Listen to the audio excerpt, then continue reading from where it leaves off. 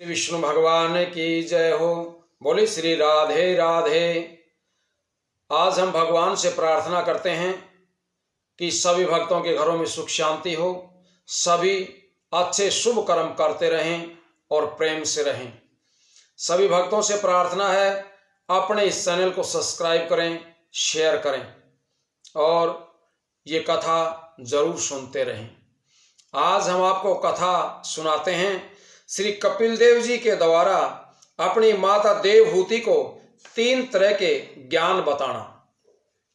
भगवान कपिल देव जी बोले कि माता, मैंने तुमसे स्त्री और धन दोनों को बुरा बताया है।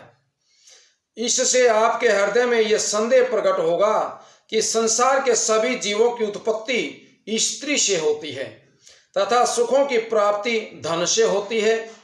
तब इन दोनों को त्यागने से सांसारिक काम कैसे चलेगा? इसका हाल मैं तुमसे सुनाता हूं, उसे ध्यान से सुनो। मैंने गृहस्थों के लिए स्त्री तथा धन छोड़ने के लिए नहीं कहा है। जो लोग गृहस्थ आश्रम को छोड़कर के परमेश्वर के नाम पर साधु, वैरागी तथा सन्यासी हो जाते हैं तथा जो वन या तीर्थों में रह करके श्री नारायण जी के ध्यान और स्मरण में अपना जीवन व्यतीत करते हैं, उन्हीं लोगों के लिए स्त्री तथा धन का निषेध बताया गया है।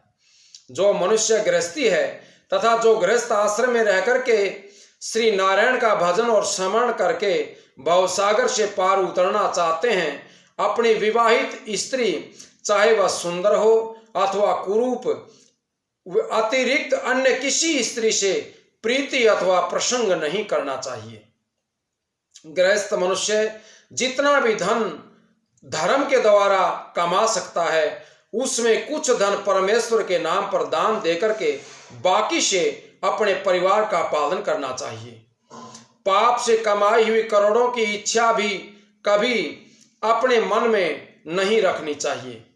गृहस्थ मनुष्य को उचित है कि वह प्रतिदिन देव कर्म, पितृकर्म और श्री नारायण जी का पूजन और स्मरण करे तथा उनको भोग लगाने के बाद स्वयं भोजन करे। उसे श्री नारायण जी के कथा चरित्रों का श्रवण करते हुए उनमें अपना ध्यान लगाए रखना चाहिए। गृहस्थी को चाहिए कि वह यथाशक्ति साधु, संत, महात्मा तथा ब्राह्मणों को भोजन और वस्त्र दान करना चाहिए। वह जो यज्ञ, तप, दान, व्रत आदि धर्म करे, उसे श्री नारायण जी को अर्पित कर देना चाहिए।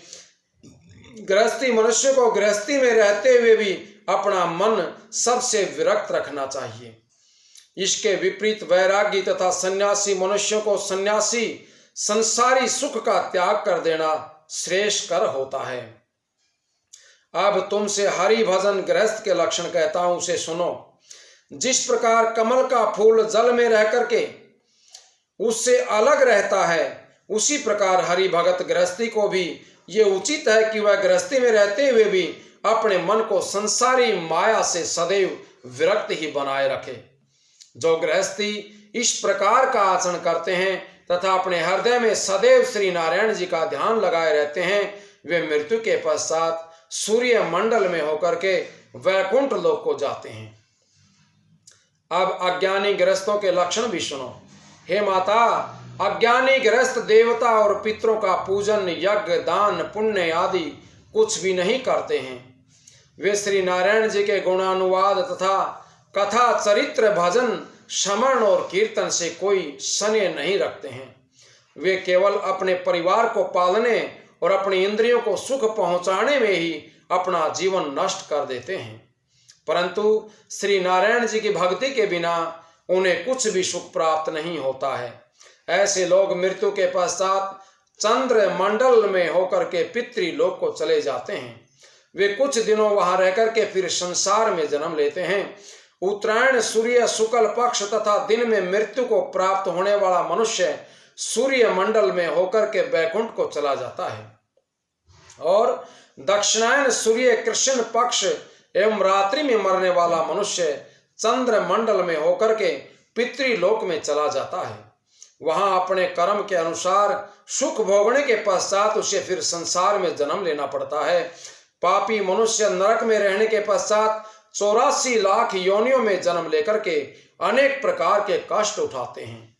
जब तक मनुष्य इंद्रियों के सुख से विमुक्त नहीं होता तब तक उसका शरीर अंगुष्ठ प्रमाण जैसा बना रहता है और आवागमन से मुक्ति प्राप्त नहीं कर पाता है। जो मनुष्य मुक्त हो जाता है उसका वह शरीर छूट जाता है, तब उसे संसार में फिर कभी जन्म नहीं लेना पड़ता है। हे माता, इसके अतिरिक्त मुक्त होने के 3 मार्ग और भी हैं, वह भी सुनो।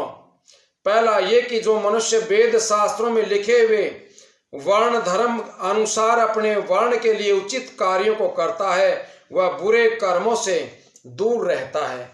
दूसरा ये कि जो मनुष्य स्नेह पूर्वक श्री नारायण जी का पूजन और स्मरण करता है, तथा तीसरा ये कि जो मनुष्य सब जीवों में परमेश्वर का एक साथ चमत्कार जान करके किसी के भी साथ शत्रुता नहीं रखता है, वे तीनों प्रकार के मनुष्य भी मुक्ति पद को प्राप्त कर लेते हैं। जो मनुष्य सभी जीवों में भगवान का स्वरूप का दर्शन करता है वो मुक्ति पद को प्राप्त कर जाता है। बोले श्री कृष्ण भगवान की जय हो। बोले श्री राधे राधे।